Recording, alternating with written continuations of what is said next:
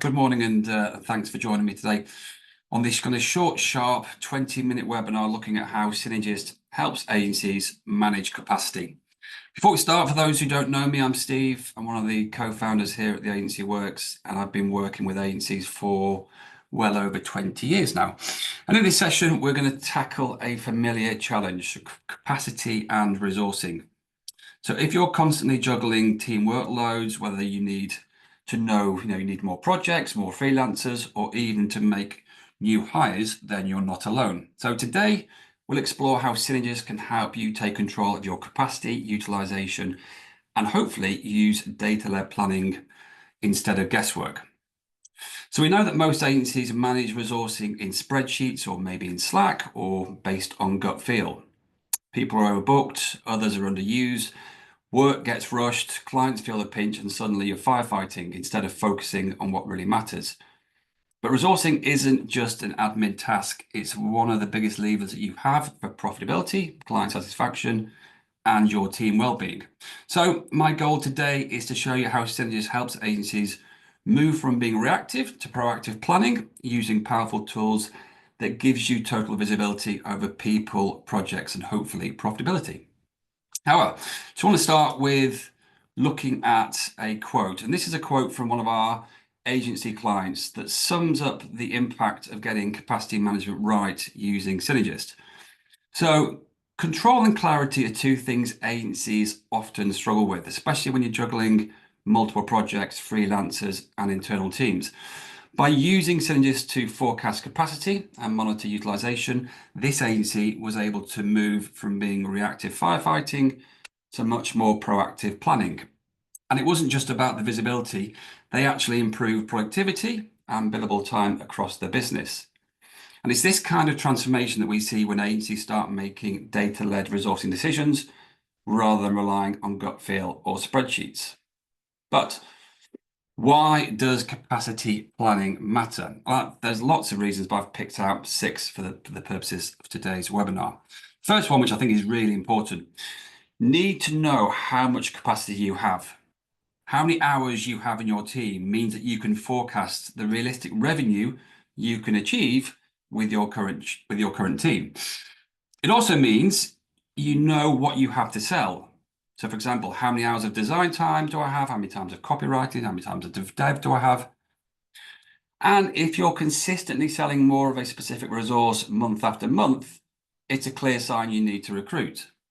But if it's just a short-term spike, the data tells you it's time to bring in freelancers and not make those longer-term commitments.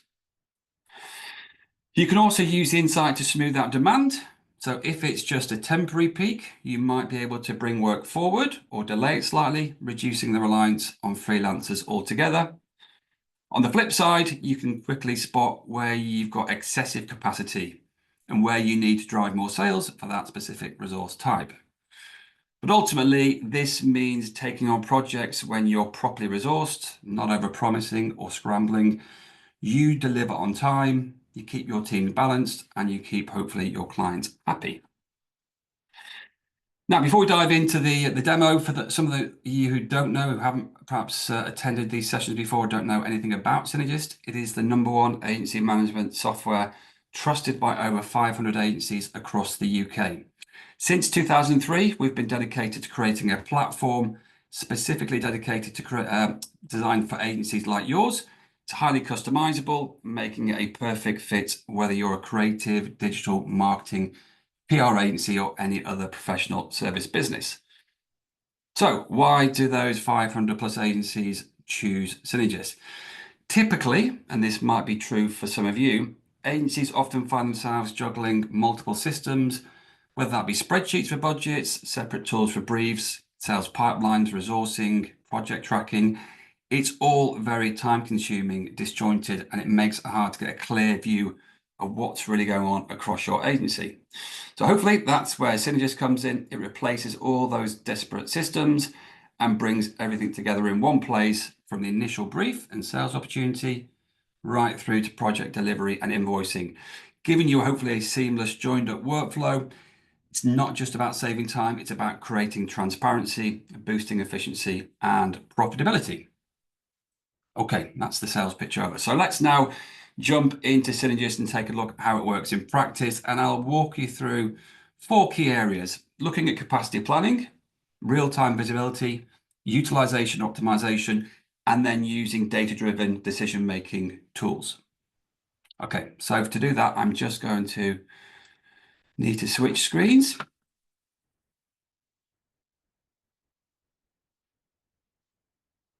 So just double check that you're seeing.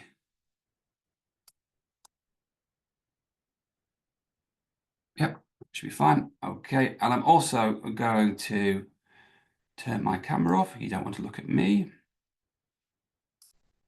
Okay, right. So before we jump into looking at capacity, let's touch on something which I think is really critical and underpins everything we're going to look at today, and that's estimating the true number of hours required to deliver the brief. Getting this right is essential for two reasons. One, it protects your team from unrealistic expectations and hopefully burnout. It also protects your margins by ensuring that you're forecasting based on what it'll actually take to deliver the work. So in the example you can see on my screen, I've created this demo dummy job creative strategy, and I've broken my job down into three components. We call these phases. So creative conceptualization, project direction, content direction. And what this system allows me to do is estimate how much time I think of each of these different resource types that we will need to deliver each part of the job. So not only will that drive my recommended charge, because we have your rate cards, agency or client rate cards in the background. So by estimating, I can see that the system recommends this should be around 27 grand. For the purposes of this demo, what I'm looking at is actually how many hours we've estimated, because that's what's going to drive my capacity forecasting. That might be completely different to what you commercially quote your client. So we separate out estimates and quotes, and we do it for a reason. We work with lots of agencies who often will reverse calculate the estimate from the budget or the quote. So for example, if we in this instance don't think we can charge 27 grand, what we often found was agencies would start to reduce the number of hours. Not only does that put more pressure on your team because they're not being given the right amount of time to deliver the project, but it also screws up your capacity forecasting because we want to know the reality. If we think it's going to take 196 hours, that's what we should be forecasting in our capacity, not amending that. If we have to make commercial decisions, then we can do that in the quote. That also is really useful as well, because even before we get to resourcing, which we'll look at in a second, if you use the system to manage timelines or even just have dates on the phases or use a Gantt chart, then straight away, those 196 hours that we've estimated can be reported and spread loaded over the dates. So we know full well from the 25th of May to the 5th of August, that's when we think that time will be required. The same is true for each individual part of the job. So those 156 hours in phase one can also be scheduled. So it's a really useful tool if you're not resourcing straight away, because perhaps it might be a job you're doing in the future where we can look at capacity and requirements for kind of later months. Okay. It's also particularly useful when we start looking at forecasting. And I think it all really starts with your pipeline. So to plan effectively, you need to consider the impact of new business. So for example, if we were to land 3 pitches this month, what would that do to your team's availability? So in the view we're looking at now, this is one of my pipeline views, and I can view it by description of job. I can see the pipeline, I can see expected close dates, and obviously I can see the value of the opportunities included too. But what's really, I think, useful is looking at also, I've asked the system to return me estimated hours, because you can choose which columns you include in this report. And what I'd be interested in looking at is, of the jobs that we're very confident on, so perhaps all jobs that are at 75% and above, if they were to land, how many hours would they each require? So we can start looking a little bit further down the stream, not waiting for jobs to land and then kind of panicking about how to resource them and whether we have capacity. I'm reporting this much further. So it's a really useful tool for looking at kind of future capacity based on a pipeline. We can also see this sort of information as well in one of our many dashboards. So the sales dashboards, as it suggests, will be showing me that information, so that pipeline view can be viewed in the chart format. But for the sake of this webinar, I'm more interested in this part here, which is looking at hours sold. So when we speak to agencies about trying to hit certain utilization targets, one of the key concepts for me is, have you sold enough hours? Because if you haven't sold enough time or sold enough hours in the business, the chances of your team hitting those utilization targets are slim. So what this is showing me here, in this period, how many hours have we sold against how many target chargeable hours have we got? And I'll come back to that in a second in terms of what that means. I can also look at that, though, based on individual resource types. So here, for example, I can look and say, well, here I can clearly see in terms of what we have available in this period for creative director against what we've sold, then we've sold more than we have available. That is different perhaps to your senior developer where we have some capacity. So again, using this data, this insight to drive commercial decisions, because we may go back to our pipeline, and if we have some dev jobs in there, then again, we may make commercial decisions because we have capacity in that team in that period to deliver those projects. Right, now let's look at how we manage the day-to-day resourcing of that. So in resource bookings, this is where we can see, should I say, who's overbooked, who's underbooked, or just right. And if we need to move things around, we can drag and drop bookings. But the key is it's all in real time, so there's no more jumping between spreadsheets and schedules. And also, if someone's off sick, on holiday, or if deadlines shift, then again, it's easy to adjust without breaking everything else. But this view stays live so that you're always making decisions with up-to-date data. So as you can see on my screen, we have a split screen going on. So the bottom half of the screen is a list of all my job estimates. And I can filter this by client, by team, by job, whatever you want to look at. But the important thing is it's showing me estimated, booked, so what's booked in the calendar, and therefore it's remaining. So I think the key to successful scheduling is understanding how much time you have to schedule. There's no point giving somebody a piece of work to work on and letting them work as long as they want. There needs to be some framework to it. There needs to be some concept of how many hours we've sold to do that piece of work. So hopefully that will help kind of manage profitability. So here, for example, we've got 24 hours estimated. We've booked 8, we've got 16. So I could just pull that in and drop that into somebody's diary. Okay, so here I can hover over the booking and I can see what each member of the team is allocated to. The colors can represent different things, so you can play around with what that means to your agency. And you'll notice we have some kind of stripy bookings as well. That's where the system allows me to book what we call draft or tentative bookings, which allows you to kind of reserve people for future events, whether it be kind of internal meetings or pitches. The top half of the screen is where I can filter my teams. So in my demo system, I have 3 teams with people allocated to different teams. I could filter the top half of the screen just to look at 1 individual, 2 individuals, or 1 team in isolation. And then each of those team members can see what they've been booked on. I can also change the view as well to look at this. So I'm looking at this for 1 week, but I can change to look at today. So you can look at much more granular from a, if you're booking kind of 15 half an hour slots, I can look at it monthly, or we could change the duration to look at over a period of time. So that's really useful for looking at what people are working on, what the individual bookings are. But for the purpose of today, what I'm probably more interested in is this view here, which is what we call our loading view. So that then switches the data from being bookings to a collective view of capacity. So this works in a simple traffic light scenario where we've got green for availability, amber means somebody's fully booked, and red means there's more work booked, that there are hours in that period. Now, this is where I mentioned before, target chargeable hours.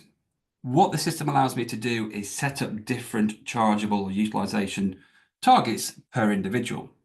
So for example, Jay, being an account exec, may move from being green to being amber when he has, I'd say, 6 hours booked, because that's the utilization rate we've set on Jay. Whereas me, being an account director, may move to be amber and fully booked when I'm at 3.5, 4 hours, because I get more involved in SLT, running the business, pitches. So again, it's a really useful tool to be able to set individual utilization rates per person. Now, once we've done that, we can now look at, individuals can now look at that in their own calendar. So this is a really useful tool when it comes to managing their own capacity. It gives each user a clear visual overview of their workload, including the scheduled tasks that we've looked at, maybe internal meetings, book time, non-chargeable allocations like holiday or internal work. But importantly, it also links directly to each person's timesheet, making it quicker and easier to record time accurately. So this means that you're more likely to complete their timesheets consistently and with more precision because they're not starting from scratch, which will ultimately give you better data when we start to look at those utilization reports in a second. So here we can see each of those bookings coming through. If I clicked on the booking that I have for today, it appears in the right-hand panel. And I've got a very quick, easy stop-start timer to record my time against, or as I said, we can just simply click on a button and it auto creates my timesheet, filling in all the details for me. They can add more narrative, they can change how many hours. And a nice feature as well, this idea of a feedback loop, particularly useful for agencies who are working remotely these days. It allows an individual or team member to feed back to either the traffic manager or the job manager to warn them that perhaps more time is required or a project stalled, because that will have an impact on future capacity if things have to move. Okay. Right, okay, so we've looked at some of the tools for getting data into the system to look at capacity and manage it, but how do we view it more holistically? For that, I'm going to move back into our dashboards, and one of the ones that we want to look at, as you'd imagine for a capacity webinar, is our capacity dashboard. So this is helping you understand whether you've got headroom to take on new work or if you're heading towards a bottleneck, and you can forecast weeks or months ahead, essential for hiring, freelance planning, or deciding whether to pitch or not. So all of the data that we had in our resource bookings tool is now presented in a dashboard. So I've asked the system again, you have date range choices. I'm looking at 5 days for next week, and it showed me Monday, how much time is available, how much time is booked. And I can see in the yellow, we've also got people who are off or on holiday next week as well, so that will reduce capacity.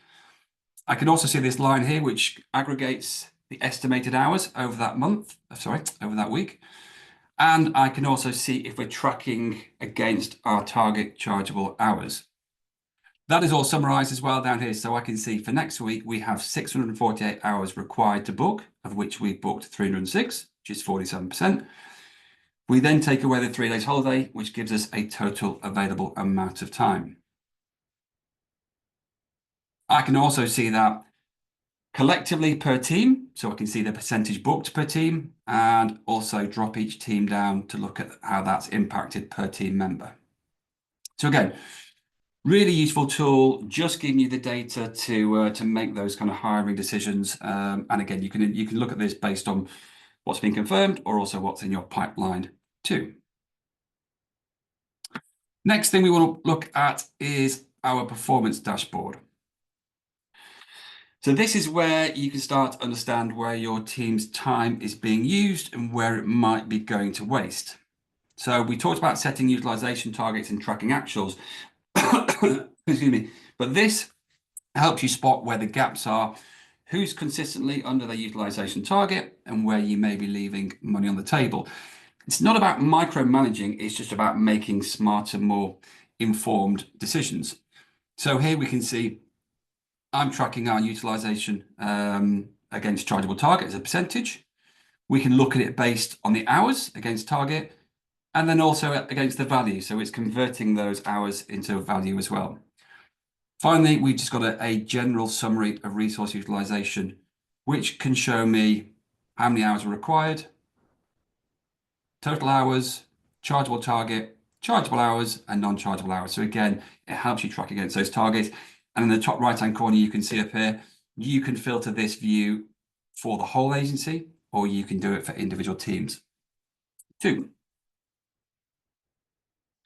Finally, I want to show you the data analytics tool. So this, I think, is one of the most powerful areas in the system when it comes to reporting and insights. So this dashboard pulls together real-time data across the system, allowing you to build bespoke reports that reflect exactly what you want to see as your role or what the agency needs to see in general. When it comes to capacity planning, it becomes really useful because you can create custom reports that show you things like capacity versus demand across teams, departments, individuals, forecasted versus actual utilization over a period of time, maybe available hours by role or skill set, and even future pinch points based on what we looked at that was in our pipeline or even confirmed work. So you're not limited to static views. The filters and dimensions in the dashboard mean that you can drill down into any part of your data. You can also save these reports and have them on your own personal dashboards, or they can be scheduled and shared with the relevant stakeholders, or simply just used as part of a weekly resourcing or commercial meeting. So it turns what was once a manual, time-consuming spreadsheet task into something live, visual, and easy to act on, hopefully giving you more confidence to plan ahead, not just react. So in my example, you can see I have a number of different reports created. They don't need to be capacity forecasted or availability. They could be more finance-based if that was your role. So I could look at things like profitability or fee forecasting. But in my example, I have confirmed capacity by month. So I'm looking in the current period and then future months. And I can show that visually as well, if you choose to. Or I may be looking at the same sort of report, but including remaining. So in this current period, what's available, what have we estimated to show me remaining, and likewise for future months. So we can start to see where we might have potential issues, either by team or by resource type, depending on what you're looking at. So to recap, Synergist hopefully helps you with that kind of forecasting resource needs and confidence, spotting and solving resource issues before they hurt, improving utilization without burnout, and then backing up your decisions with kind of real data that's in your system. Okay, so that brings me to the end of today's short, sharp session. We've hit the 20-odd minute-ish. Thank you very much for joining me. If you'd like to kind of delve a bit deeper and take the next step, we were much more happy to explore this and how it could work for your agency. If you do have any questions, let me know. You can also reach out to us on LinkedIn and also check out any of our upcoming webinars. There's an agency webinar, agency masters webinar I'm doing next week on client relationships and managing clients. There's also access to a lot of previous webinars that we've done across the team on our YouTube channel. And for plenty more insights, then just visit the Agency Works website and you can access them there. Thanks once again for joining me. Hopefully it was useful, and hopefully you can join me on the next session.